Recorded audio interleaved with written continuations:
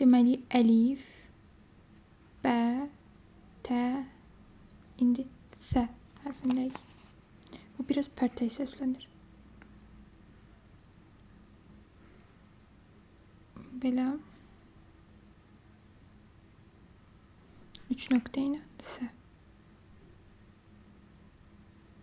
Bu sərbəst yazılışdır.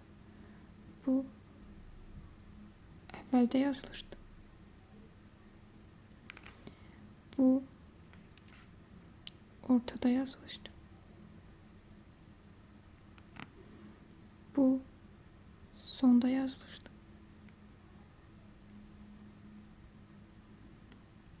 Məsələn, nümunə verim.